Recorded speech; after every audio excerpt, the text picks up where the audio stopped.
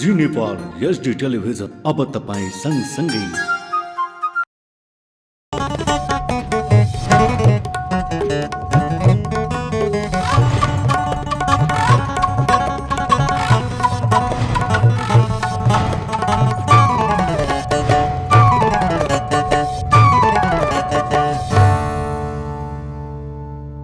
नमस्कार, जी नेपाल न्यूजमा स्वागत छ। म सोनु थापा। सुरु गरौँ प्रमुख समाचारका शीर्षकहरूबाट। प्रहरी चारितार्थिक प्रमाणपत्र अनलाइन माध्यमबाट प्रमाणीकरण गर्ने कार्यको शुभारम्भ। सर्वसाधारणको समय र पैसाको बचत नभएको परराष्ट्र मन्त्री साउदको भनाई। सरकारद्वारा भिआइपी र भिभिआइपी स्वास्थ्य उपचार समिति गठन।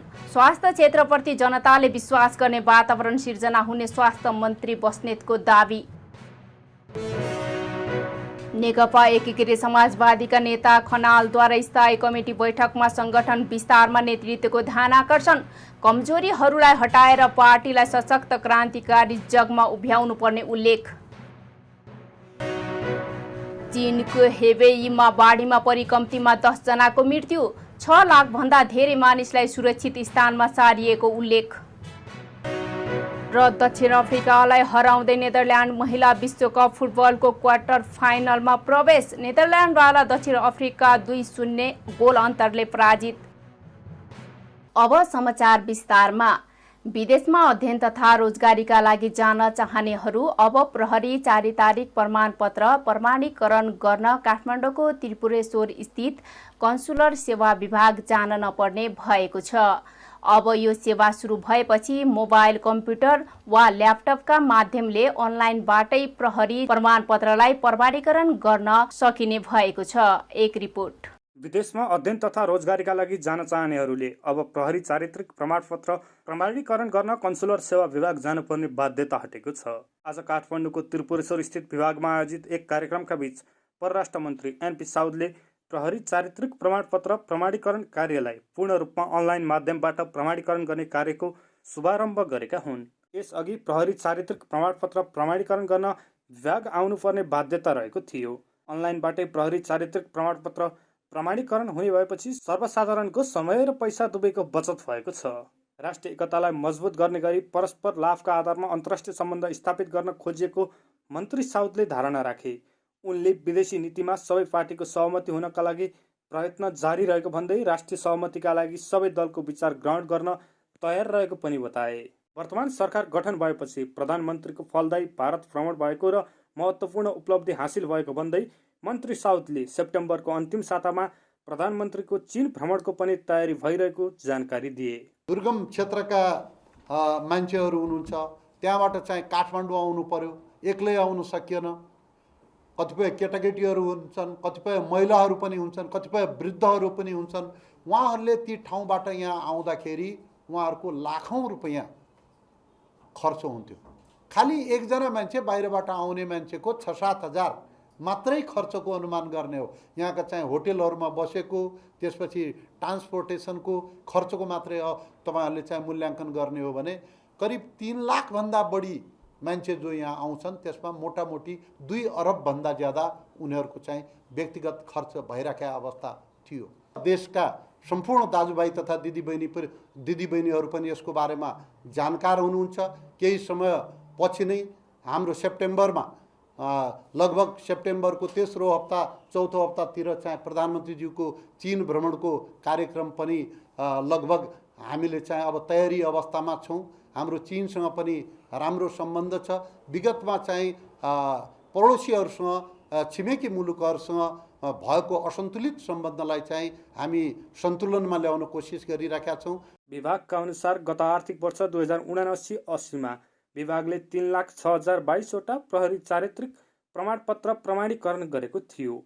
अब भने सेवाग्राहीले अनलाइन आवेदन दिएको 24 घण्टाभित्र प्रमाणीकरण भएको प्रहरी चारित्रिक प्रमाणपत्र उपलब्ध गराइने विभागले बताएको छ। गत वर्ष कुनै दिन त प्रहरी चारित्रिक प्रमाणपत्र बनाउन 2600 जनासम्म सेवाग्राही विभागमा आएका थिए। एकै दिन धेरै सेवाग्राही आउँदा लामो समय लाइनमा बस्नुपर्ने बाध्यता थियो। तर अब यस सेवालाई पूर्ण अनलाइनबाट गरेपछि यो सबै झन्झटबाट सेवाग्राहीहरू मुक्त हुनेछन्। जी नेपाल 4K टेलिभिजनका लागि विक्रम दाहाल, काठमाडौँ। सरकारले अति विशिष्ट व्यक्ति VVIP र विशिष्ट व्यक्ति VIP को स्वास्थ्य उपचार समिति गठन गरेको छ। स्वास्थ्य तथा जनसङ्ख्या मन्त्रालयले आज चिकित्सा विज्ञान राष्ट्रिय प्रतिष्ठानका उपकुलपति प्राध्यापक डाक्टर भूपेन्द्र कुमार बस्नेतको संयोजकत्वमा मन्त्री स्तरीय निर्णय अनुसार सो समिति गठन गरेको हो। नेपालको स्वास्थ्य संस्थाहरूको गुणस्तर सुधार हुनका साथै गुणस्तरीय स्वास्थ्य सेवा प्रभाव भइरहेको अवस्थामा राज्यको महत्त्वपूर्ण निकायमा कार्यरत VVIP र VIP को स्वास्थ्य उपचारमा वर्षेनी ठूलो रकम विदेशमा गइरहेको र विदेशभित्रको स्वास्थ्य उपचार सेवाको विश्वास नगरे जस्तो समेत देखिएकाले सो समिति गठन गरिएको हो। समितिको आजको बैठकमा स्वास्थ्य तथा जनसङ्ख्या मन्त्री मोहन बहादुर बस्नेतले VVIP र VIP ले नेपालमै उपचार गर्दा आम जनतामा पनि नेपालको स्वास्थ्य क्षेत्रप्रति विश्वास गर्ने वातावरण सिर्जना हुने बताउनुभयो। नेकपा एकीकृत समाजवादीका सम्मानित नेता झलनाथ खनालले स्थायी कमिटी बैठकमा पार्टी तथा संगठन विस्तारमा नेतृत्वको ध्यान आकर्षण गराउनु भएको छ। बैठकमा वर्तमान परिस्थितिमा पार्टीले ध्यान दिनुपर्ने समसामयिक विषयहरू लिखित रूपमा पेश गर्दै खनालले सैद्धान्तिक र नीतिगत सवालमा एमाले भन्दा न पार्टी देखाउनुपर्ने र पार्टी तथा संगठन विस्तार गर्नुपर्ने भन्दै नेतृत्वको ध्यान आकर्षण गराउनु भएको हो। ठूलो संख्या विद्रोह गरेर अघि आएका नेता कार्यकर्ताहरू वैचारिक सैद्धान्तिक भिन्नता नदेखेर एमालेमा फर्किने क्रम देखिएकाले गम्भीर समीक्षा हुनुपर्ने खनालको भनाइ छ। उहाँले वैचारिक तथा संगठनात्मक दुवै क्षेत्रबाट देखिएका कमजोरीहरूलाई हटाएर पार्टीलाई एउटा सबल सशक्त र धारिलो क्रान्तिकारी जगमा उभ्याउनु पर्ने समेत उल्लेख गर्नुभएको छ। स्थायी कमिटी बैठकमा भाद्रमा हुने केन्द्रीय कमिटीमा पेश हुने विभिन्न राजनीतिक संगठनात्मक प्रतिवेदन लगाइएका विषयमा सुझाव दिएको नेकपा एकीकृत समाजवादीका नेता गंगालाल तुलाधरले जानकारी दिनुभयो। एकीकृत समाजवादीले आगामी माघ महिनामा अधिवेशन गर्ने प्रस्ताव गरेको र महाअधिवेशनमा प्रस्तुत हुने सम्पूर्ण दस्तावेजहरूलाई सचिवालयदेखि केन्द्रीय कमिटीले सम्मिलित बनाउने उहाँले बताउनुभयो। तुलाधरले सचिवालय, स्थायी कमिटी र पोलिट ब्युरोको बैठकमा धारणा राख्नेहरूले केन्द्रीय कमिटीमा धारणा राख्न नपाउने व्यवस्था गरिएकाले बैठक केही लामो भएको तुलाधरले जानकारी दिनुभयो। यो बैठकको एजेन्डा चाहिँ खास गरिकन चाहिँ यो केन्द्रीय कमिटीकै बैठकमा पेश गर्ने एजेन्डाहरूको निम्ति घनीभूत रूपमा छलफल भएर सुझावहरू सङ्कलन गरेर अध्यक्षले पेश गर्ने राजनीतिक प्रतिवेदन, संगठनात्मक प्रतिवेदन र त्यसमा प्रस्तुत हुने वर्तमान राष्ट्रिय परिस्थिति र आगामी कार्यभारहरू, खास गरिकन महाधिवेशन गर्ने सम्बन्धका चाहिँ हाम्रा कार्यभारहरूको बारेमा समग्र योजनाहरू चाहिँ यहाँ प्रस्तुत भइरहेका छन् र त्यो प्रस्तुति चाहिँ पार्टीको आधिकारिक सचिवालय, स्थायी कमिटीको बैठक, पोलिट ब्युरोको बैठक र त्यसै गरिकन चाहिँ केन्द्रीय कमिटीका बैठकसम्म पनि जाँदाखेरि हामी यो मूल रूपमा महाधिवेशनमा पार्टीको 10औं महाधिवेशनमा पेश गर्ने सम्पूर्ण दस्तावेजहरूलाई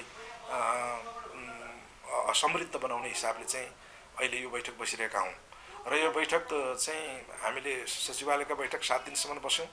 7 दिनसम्म चलेको बैठकमा 15 जना नेताहरू उपस्थित हुनुहुन्थ्यो र अहिले स्थायी कमिटीका बैठक रहँदाखेरि 49 जना कमरेडहरू अथवा नेताहरू चाहिँ उपस्थित हुनुहुन्छ भनेपछि यो 15 सहितको 49 जना नेताहरूले पोलिट ब्युरोको बैठकमा बोल्नुहुन्न। अनि सचिवालयको बैठकमा सामेल भएर विचार राख्ने, स्थायी कमिटीको बैठकमा सामेल भएर विचार राख्ने, पोलिट ब्युरोका बैठकमा चाहिँ सामेल भएर विचार राख्नेहरू जब केन्द्रीय कमिटीमा जानुहुन्छ उहाँहरू केन्द्रीय कमिटीमा बोल्नुहुन्न। यसो गर्दाखेरि चाहिँ केन्द्रीय कमिटीमा बाँकी रहेका सदस्यहरूले चाहिँ प्रचुर मात्रामा समय पाउनुहुन्छ र आफ्ना कुराहरू राख्नुहुन्छ भन्ने हिसाबले पनि यो बैठक लामो गरिकन, जस्तो उदाहरणको लागि सचिवालयकै बैठक 7 दिनसम्म हामीले चम्पादीपमा गऱ्यौँ। स्थायी कमिटीको बैठक अहिले केन्द्रीय कार्यालयमा हामी 2 दिनसम्म गर्दैछौँ। अब यस पछाडि हामी पोलिट ब्युरोको बैठक चाहिँ आयोजना गर्छौँ। पोलिट ब्युरोको बैठक पनि 2 दिन आयोजना हुन्छ र त्यस्तै गरिकन अनि केन्द्रीय कमिटीको बैठक पनि 2 दिन आयोजना हुन्छ। यसो गरेर हामी चाहिँ सम्भवतः माघको दोस्रो हप्तातिर चाहिँ पार्टीको महाधिवेशन गर्छौँ होला र त्यो पार्टीको महाधिवेशन गर्नुभन्दा अगाडि हामी कमसेकम पनि 1 लाख सदस्य बनाउने टार्गेट हामीले पुरा गर्नुपर्ने हुन्छ। त्यही 1 लाख सदस्यबाट चाहिँ निर्वाचित प्रतिनिधिहरूले नै आगामी केन्द्रीय कमिटी निर्माण गर्नुपर्ने खालको कुरा हुन्छ। स्वाभाविक रूपले चाहिँ नि संसदलाई संसद जस्तो र गरिमामय बनाउने हिसाबले विषयवस्तुहरूको उठान गर्ने जस्तो खालको कुराहरू चाहिँ त्यहाँ हुन सकेन भनेर भन्ने खालको कुरा र हाम्रो पार्टीले पनि के भूमिका गर्यो त, हाम्रो पार्टीको भूमिका पनि कति प्रभावकारी हुन सक्यो त भन्ने सवालमा पनि कुराहरू उठेका छन्। त्यसैले संसदको गतिरोध यो जुन विषयमा चाहिँ नै उत्पन्न भएर जुन विषयलाई चाहिँ न्यू बनाएर चाहिँ गतिरोध उत्पन्न गरिएको छ होइन, त्यो गतिरोध त्यसरी उत्पन्न गर्ने खालको कुराहरू होइन। सदनको 1 मिनट पनि विषय भनेर भनेको, सदनको 1 मिनटको बिजनेस भनेर भनेको पनि नि असाध्यै महत्त्वपूर्ण कुरा हुन्छ। अब त्यो चाहिँ के भने प्रतिपक्षले जे गरिरहेको छ त्यो चाहिँ अलिकति बेठिक गरिरहेको छ भन्ने तहबाट पनि त्यो कोणबाट पनि कुरा उठेका छन्। तुलाधारले माघको दोस्रो साता पार्टीको महाधिवेशन गर्ने र त्यस अवधिसम्म 1 लाख सदस्य बनाउने लक्ष्य पूरा गर्ने गरी अघि बढेको उल्लेख गर्नुभयो। उहाँले सदनलाई सहज रूपमा अघि बढाउने र प्रभावकारी बनाउनका लागि पार्टीको भूमिकाका बारेमा पनि बैठकमा कुराकानी भएको जानकारी दिनुभयो। बागमती प्रदेशमा सत्ता गठबन्धनको भागबण्डा मिलाउन सरकारले मन्त्रालयको संख्या थपेको छ। नेपाली कांग्रेस, नेकपा माओवादी केन्द्र र नेकपा एकीकृत समाजवादीको गठबन्धनले लामो समयदेखि बिना विभागीय मन्त्रीका रूपमा काम गर्दै आएका नेपाली कांग्रेसका रामकृष्ण चित्रकारलाई मन्त्रालय फुटाएर उद्योग मन्त्रालयको जिम्मेवारी दिएको हो। मन्त्री नियुक्त भएको 77 दिनपछि उहाँले जिम्मेवारी प्राप्त गर्नुभएको हो। माओवादीले सम्हालेको मन्त्रालय फुटाउने कि कांग्रेसले सम्हालेको मन्त्रालय फुटाउने भन्ने विवाद नमिलेका कारण 77 दिनदेखि जिम्मेवारी विहीन रहेका मन्त्री चित्रकारले आज मन्त्रालय प्राप्त गर्नुभएको छ। माओवादी मन्त्रीहरूले आफ्ना मन्त्रालय फुटाउन नदिने भएपछि कांग्रेसले नै सम्हालेको पर्यटन, उद्योग तथा सहकारी मन्त्रालय फुटाएको हो। बागमती प्रदेशका कायम रहेको 11वटा मन्त्रालय मध्ये उद्योग, पर्यटन तथा सहकारी मन्त्रालयलाई विभाजन गरी 12वटा पुर्याइएको हो। नेपाली कांग्रेस बाँकेले सांगठनिक सुदृढीकरणका लागि आन्तरिक विशेष अभियान सुरुवात गरेको छ। साउन 20 गतेदेखि 30 गतेसम्म सञ्चालन हुने अभियानको आज शुभारम्भ गरिएको हो। पार्टी कार्यालय नेपालगञ्जमा आज जिल्ला कार्य समिति बाँकेका पदाधिकारी, महासमिति सदस्य, महाधिवेशन प्रतिनिधि, क्षेत्रीय सभापति, प्रदेश सभापति, पालिका सभापति लगायतको उपस्थितिमा अभियानको शुभारम्भ गरिएको प्रवक्ता डिल्ली गिरीले बताउनुभयो। नेपाली कांग्रेस बाँकेका सभापति नारायण प्रसाद गौडेलको अध्यक्षतामा एवं केन्द्रीय सदस्य गेहेन्द्र गिरीको प्रमुख आतिथ्यमा सम्पन्न बैठकले अभियानलाई सार्थक र परिणाममुखी बनाउन सबै तह र तबका सक्रियतापूर्वक लाग्ने निर्णय गरेको छ। बाँकेका लागि केन्द्रीय प्रतिनिधि खटिएका केन्द्रीय सदस्य गिरीले पार्टीको संगठनलाई अझ सुदृढ र गतिशील बनाउन सबैलाई क्रियाशील भएर लाग्न आह्वान गर्नुभयो। पार्टी सभापति गौडेलले 81 ओडामा अभियान पुग्ने गरी सशक्त ढंगले लाग्न नेता कार्यकर्तालाई आग्रह गर्नुभयो। यो 10 दिने अभियानपछि कांग्रेसको सांगठनिक जीवनमा परिवर्तन महसुस हुनुपर्ने गडेलको जोड छ। सचिव सुधांशु कोइरालाले बैठकको सहजीकरण गरेका थिए। साउन 2 देखि 10 गतेसम्म बसेको केन्द्रीय कार्य समितिको निर्णय अनुसार आजदेखि 77 वटै जिल्लामा अभियान सुरु भएको हो।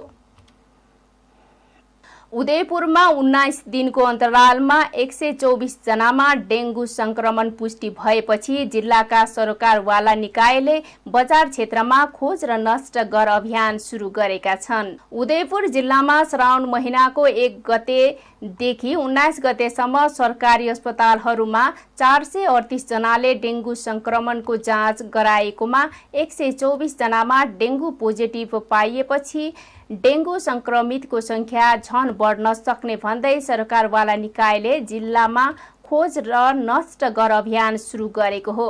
आइतबार प्रमुख जिल्ला अधिकारी जनार्दन शर्मा, त्रियुगा नगरपालिकाका उपप्रमुख महेश्वरी राई, तीनवटै सुरक्षा निकाय प्रमुख तथा कर्मचारी, उदयपुर उद्योग वाणिज्य संघ, गैगस महासंघ, त्रियुगा उद्योग वाणिज्य संघ, हुरेन्डेक लगायतका संस्थाको उपस्थितिमा जिल्लामा खोज र नष्ट गर अभियान सञ्चालन गरिएको हो। उदयपुर जिल्लामा संक्रमण तीव्र हुन थालेपछि डेङ्गु लामखुट्टे बस्ने स्थान नष्ट गर्ने अभियान सुरु गरिएको उदयपुर जिल्लाका प्रमुख जिल्ला अधिकारी जनार्दन गौतमले बताउनुभयो।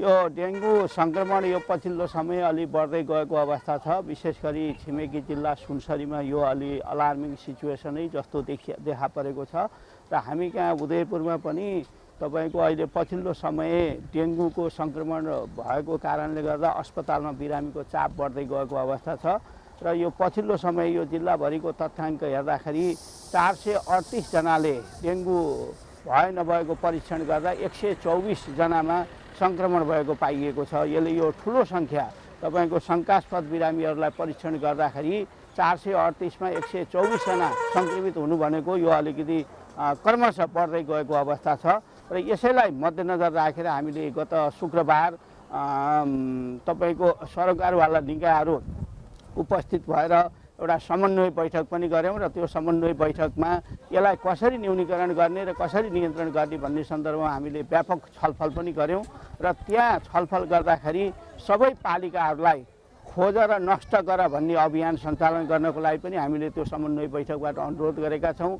त्यस्तै गरी यो जनचेतनामूलक जिङ्गलहरू बनाएर एफएम मार्फत अनि विभिन्न मिडिया मार्फत प्रचार प्रसार गर्न पनि हामीले आग्रह गरेका छौँ र एउटा जिल्ला सदरमुकाममा हामीले आज सबै सरकारवाला निकायहरूको उपस्थितिमा यो खोज र नष्ट गर अभियान अन्तर्गत आज हामी बिहानैदेखि तपाईँको विभिन्न पसलहरूमा जाँदै जहाँ टायर राखिएको छ बाहिर र त्यो टायरमा रहेको पानी जहाँ यो डेङ्गु संक्रमण गराउने लामखुट्टेले बढी रुचि गर्ने त्यस्ता ठाउँहरूमा हामीले टायरहरू सङ्कलन गर्दै नष्ट गर्दै पनि हिँडिरहेका छौँ। त्यसै गरी गमला लगायत सफा पानीमा जहाँ पानी जमेको हुन्छ स्ट्याग्नेटेड वाटर हुन्छ त्यस्तो ठाउँमा नै यसले फुल पार्ने भएको हुनाले डेङ्गु सार्ने लामखुट्टेले फुल पार्ने भएको हुनाले त्यस्ता ठाउँहरू नष्ट गर्ने र यो डेङ्गुको सङ्क्रमण बढ्न नदिनको लागि हामी लागि परेको अवस्था छ।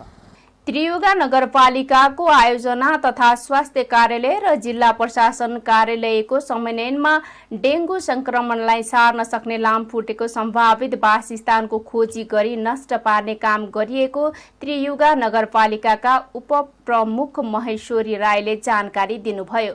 जिल्लाको सदरमुकाम समेत रहेको त्रियुगा नगरपालिकामा 269 जनामा गरिएको डेङ्गु परीक्षणमा 83 जनामा संक्रमण पुष्टि भएपछि नगरले आफ्नो पालिका क्षेत्रभित्र फङ्किङको काम समेत सुरु गरिएको उहाँले बताउनुभयो। जरमार अभियान सञ्चालन गर्यौँ। यसै सन्दर्भमा हामीले 16वटै वडामा फगिङ गर्ने पनि हामीले योजना बनाइसकेका छौँ र एउटा वडामा कम्तीमा 2 देखि 3 दिन लागेको छ।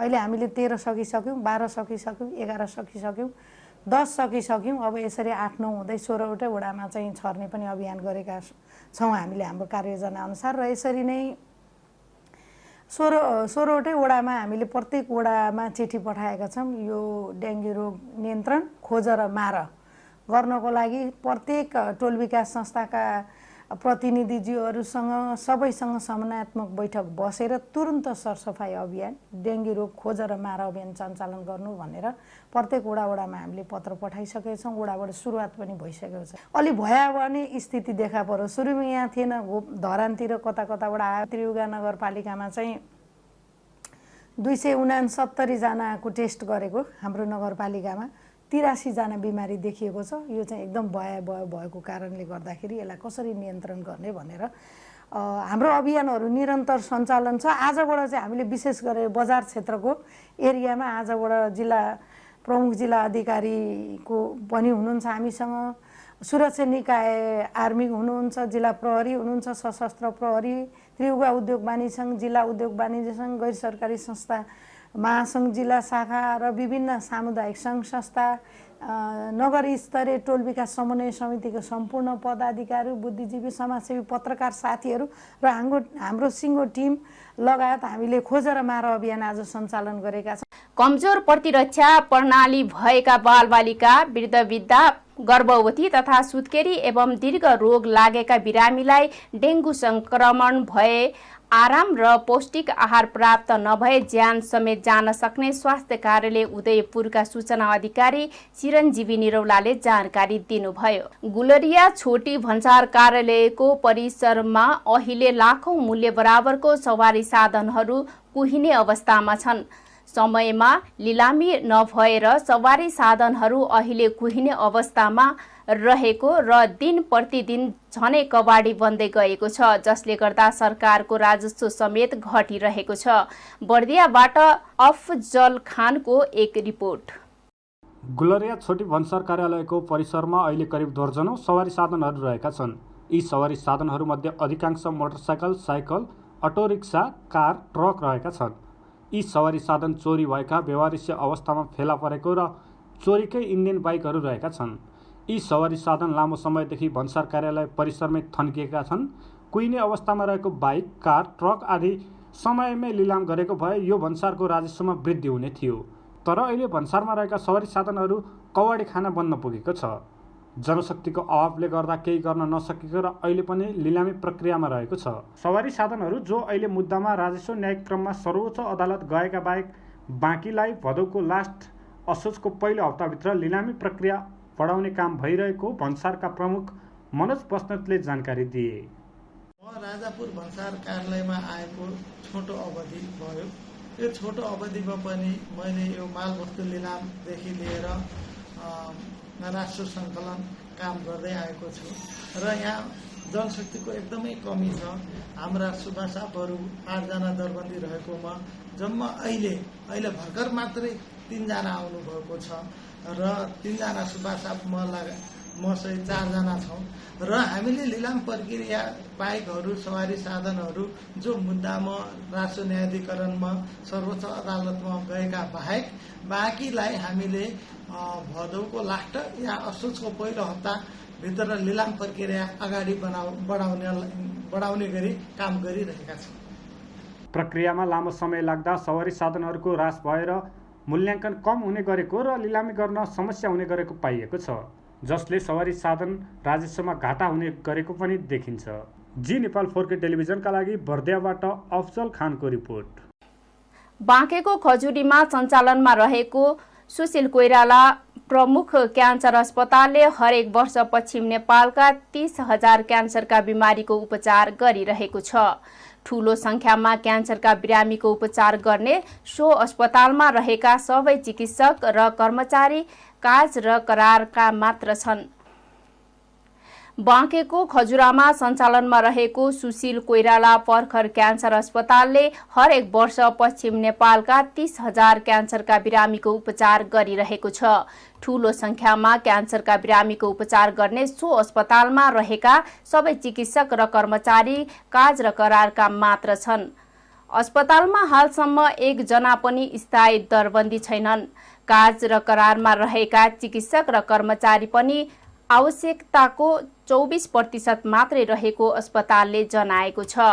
अस्पतालका मेडिकल सुपरिन्टेन्डेन्ट डाक्टर निरज भट्टराईले दैनिक 200 देखि 300 बिरामी उपचारका लागि आउने सो अस्पतालमा 1 जना पनि स्थायी दरबन्दी नभएको जनाउँदै काज र करारमा रहेको जनशक्ति पनि निकै अपुग रहेको बताउनुभयो। उहाँले अस्पतालमा हाल चिकित्सक र कर्मचारी गरेर 110 जना रहेको जनाउँदै आफूले संगठन तथा व्यवस्थापन सर्वेक्षण गरेर 400 जनशक्ति आवश्यक रहेको ठहर गरी सरकारसँग माग गरेको बताउनुभयो। डाक्टर भट्टराईका अनुसार हाल अस्पतालमा अधिकृत स्तरका चिकित्सक र कर्मचारी 45 जना करारमा रहेका 27 जना थप माग गरिएको 58 जना सहायक स्तरका कर्मचारी करारमा रहेकाले 34 जना थप माग गरिएको छ। साथै सबै चिकित्सक र कर्मचारीलाई स्थायी दरबन्दी कायम गरेर पठाउन मन्त्रालयमा माग गरिएको छ। गत आबोमा 731 जना बिरामीको शल्यक्रिया सहितको उपचार पनि गरिएको अस्पतालले जनाएको छ। यसै गरी ब्लड क्यान्सर वार्ड नै सञ्चालन गरेर ब्लड क्यान्सरको पनि उपचार सुरु गरिएको छ। अस्पतालमा किमो सेवा, ब्राकी थेरापी, दूरबीन, प्राधिकरणबाट पाठेकर र डिम्बाशयमा क्यान्सर भएका बिरामीको शल्यक्रिया, हिप्टोप्याथोलोजी सेवा सुचारू गरेका छन्। पश्चिमको आर्थिक केन्द्र नेपालगञ्जमा तारे होटल पिछे क्यासिनो खुलेका छन्। होटल सोल्टीमा महागोन्ज, सिद्धार्थ भ्यूमा ज्याकपट, स्टारलाइटमा लम्की स्टार, स्नेहमा ब्लिज, कलपुत्रमा एसएन ब्लू, ड्रिमल्यान्डमा ह्याप्पी आवर र सिटी प्यालेसमा सिटी गेमिङ सञ्चालनमा छन्। थप होटेलमा क्यासिनो सञ्चालन गर्न पूर्वाधार निर्माण गर्ने काम भइरहेको छ। क्यासिनो खुलेपछि नेपालगञ्जका होटेलहरू गुलजार बनेका छन्। चहल पहल बढेको छ। क्यासिनो सञ्चालनमा रहेकै कारण यहाँ तारे होटेलले नियमित जस्तो ग्राहक पाइरहेका छन्। बाँके जिल्ला पश्चिम नेपालका पर्यटक स्थलको मात्र नभई प्रसिद्ध मानसरोवर धार्मिक यात्राका लागि पनि ट्रान्जिट हो। यही कारणले गर्दा पनि बाँकेको, नेपालगञ्ज र कोहलपुरमा पर्यटन तथा सेवा उद्योगका क्षेत्रमा कर्जा प्रभाव बढ्दैछ।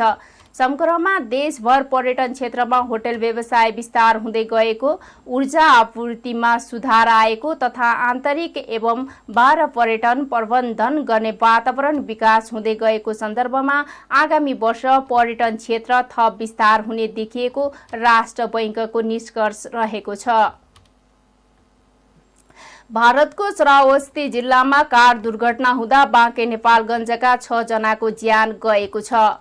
भारतको बालरामपुरबाट नेपालगञ्जका लागि छुटेको भारतीय नम्बर प्लेट युभी 47W 1217 नम्बरको कार दुर्घटना हुँदा 2 परिवारका 6 जनाको ज्यान गएको हो। मृत्यु हुनेमा नेपालगञ्ज सदर लाइनका 35 वर्षीय वैभव गुप्ता, उहाँकी श्रीमती 32 वर्षीय दीपिका गुप्ता, 3 वर्षीय छोरा डल्लु गुप्ता र 6 महिनाकी छोरी श्रिया गुप्ता साथै त्रिभुवन चोकका सन्तोष गुप्ताका 22 वर्षीय छोरा निलांश गुप्ता र 20 वर्षीय छोरी सुनीति गुप्ता रहेका छन्। दुर्घटनामा परि गम्भीर घाइते भएका गाडी चालक अजय मिश्रको अस्पतालमै उपचार भइरहेको जिल्ला प्रहरी कार्यालय बाँकेका प्रहरी उपरीक्षक सन्तोष सिंह राठोडले जानकारी दिनुभयो। गाडी तीव्र गतिमा रहेकाले अनियन्त्रित भई रुखमा बजारिन पुगी कार पानीमा पुरै डुबेकाले 5 जनाको घटनास्थलमै मृत्यु भएको प्रहरीले जनाएको छ। प्रहरीका अनुसार गाडीबाट निकाल्दा चालक सहित 7 जना मध्ये 6 जनाको घटनास्थलमै ज्यान गइसकेको थियो भने घाइतेको अस्पतालमै उपचार भइरहेको छ। गाडी दुर्घटनाको खबरले त्रिभुवन चोक शोकमा डुबेको छ। अब अर्थ समाचार। हप्ताको पहिलो दिन शेयर बजार घटेर राताम्बे भएको छ। शेयर बजार परिसूचक नेप्से आज आइतबार 38.37 अङ्कले घटेर 2051.47 बिन्दुमा झरेको छ। आज सबै समूहको शेयर घटेकोमा बिमा, होटेल, माइक्रो फाइनान्स र उत्पादन समूहको शेयर उच्च अङ्कले ओह्रालो लागेको छ। सबैभन्दा धेरै प्रोग्रेसिभ फाइनान्सको शेयर 9.5% तथा अभियान लघुवित्त कम्पनीको शेयर 8%ले घटेको छ। बजार राताम्बे भएको दिन आज आइएमई लाइफ इन्सुरेन्स र नेपाल रिपब्लिक मिडियाको शेयर 10% तथा कृषि विकास बैंकको शेयर 6.5%ले बढेको छ। आज 80,07,000 किता शेयर 2,68,71,00,000 रुपैयाँ कारोबार भएका छन्। सबैभन्दा धेरै सानिमा बैंकको 12,69,00,000 र एभरेस्ट बैंकको 12,21,00,000 रुपैयाँको शेयर खरिद बिक्री भएको छ। नेपालगञ्ज सुनचाँदी व्यवसाय संघ बाँकेको भवन उद्घाटन तथा 7औं वार्षिक साधारण सभा कार्यक्रम शनिबार सम्पन्न भएको छ। नेपालगञ्ज सुनचाँदी व्यवसाय महासंघका अध्यक्ष मणिक रत्न साकेको प्रमुख आतिथ्यमा 7औं वार्षिक साधारण सभा तथा भवन उद्घाटन सम्पन्न भएको हो। संघीय सांसद डाक्टर धवल शमशेर राणाले सुनचाँदी व्यवसायीहरूले आर्थिक परिस्थितिमा टेवा दिइरहेको बताउनु भएको छ। नेपालगञ्जलाई दिल्ली जोड्न प्रयास भइरहेको छ। यसले थप नेपाल र भारत बीचको पर्यटन प्रबन्धनमा जोड दिनु संघीय सांसद राणाले बताउनुभयो। देशमा आर्थिक मन्दी चलिरहेको बेला विकासलाई थप ऊर्जा दिन व्यवसायी चाहिने उहाँले बताउनुभयो। सुनचाँदी व्यवसायीलाई व्यावसायिक अधिकार, सम्मान र पहिचान कहीँ कतै नभएको तर राज्यले कर थपेको नेपालगञ्ज उद्योग वाणिज्य संघका अध्यक्ष अब्दुल वाहिद मन्सुरीले बताउनुभयो। नेपाल भारत सिमानालाई राज्यले कडाई गरिनुपर्नेमा अध्यक्ष मन्सुरीले जोड दिनुभयो। व्यवसायीलाई राज्यले चन्दा सहयोग गर्नेको रूपमा मात्र हेरेको उहाँले दावी गर्नुभयो। राज्यलाई अरबौं रकम कर तिर्दा पनि राज्यले व्यवसायीको पीडा कहिले बुझेन उहाँले बताउनुभयो। नेपालभर अहिले 24,000 सुनचाँदी व्यवसायी रहेका छन्, जसमा करिब 4 लाख नेपाली नागरिकलाई रोजगार सिर्जना गरेको नेपाल सुनचाँदी व्यवसायी महासंघका अध्यक्ष मणिक रत्न साकेले बताउनुभयो। अब अन्तर्राष्ट्रिय समाचार। चीनको उत्तरी हेबेई प्रान्त बाओडिङमा आएको बाढीमा उनीहरूको ज्यान गएको हो।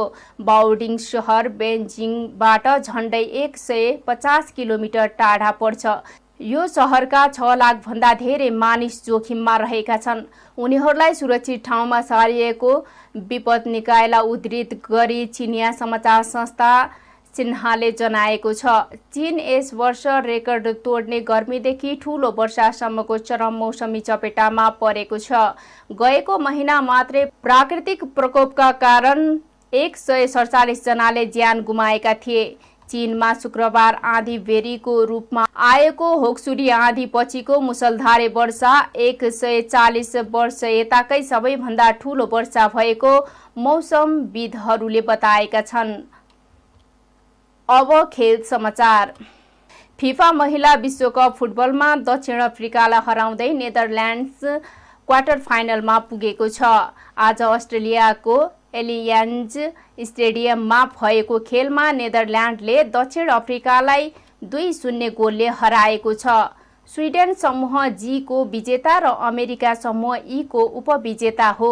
साथै अमेरिका अघिल्लो 2 संस्करणको महिला विश्वकपको उपाधि विजेता टोली पनि हो। न्युजिल्यान्ड र अस्ट्रेलियाले संयुक्त रूपमा आयोजना गरेको यो प्रतियोगिता अगस्त 20 तारिकसम्म चल्नेछ। खेल समाचारसँगै हामी जी नेपाल न्युजको अन्त्यमा आइसकेका छौं। जाँदा जाँदै प्रमुख समाचारका शीर्षकहरू पुनः एकपटक। प्रहरी चारितार्थिक प्रमाणपत्र अनलाइन माध्यमबाट प्रमाणीकरण गर्ने कार्यको शुभारम्भ। सर्वसाधारणको समय र पैसाको बचत नभएको परराष्ट्र मन्त्री साउदको भनाई। सरकारद्वारा भिआइपी र भिभिआइपी स्वास्थ्य उपचार समिति गठन। स्वास्थ्य क्षेत्रप्रति जनताले विश्वास गर्ने वातावरण सिर्जना हुने स्वास्थ्य मन्त्री बस्नेतको दावी। नेकपा एकीकृत समाजवादीका नेता खनालद्वारा स्थायी कमिटी बैठकमा संगठन विस्तारमा नेतृत्वको ध्यानआकर्षण। कमजोरीहरूलाई हटाएर पार्टीलाई सशक्त क्रान्तिकारी जगमा उभ्याउनु पर्ने उल्लेख। चीनको हेबेईमा बाढीमा परि कम्तीमा 10 जनाको मृत्यु, 6 लाख भन्दा धेरै मानिसलाई सुरक्षित स्थानमा सारिएको उल्लेख। र दक्षिण अफ्रिकालाई हराउँदै नेदरल्यान्ड महिला विश्वकप फुटबलको क्वार्टर फाइनलमा प्रवेश। नेदरल्यान्डद्वारा दक्षिण अफ्रिका 2-0 गोल अन्तरले पराजित। प्रमुख समाचारका शीर्षकसँगै अहिलेका लागि जी नेपाल न्युज सकियो। ताजा समाचार र मनोरञ्जनका लागि जी नेपाल 4K टेलिभिजन हेर्दै गर्नुहोला। नमस्कार।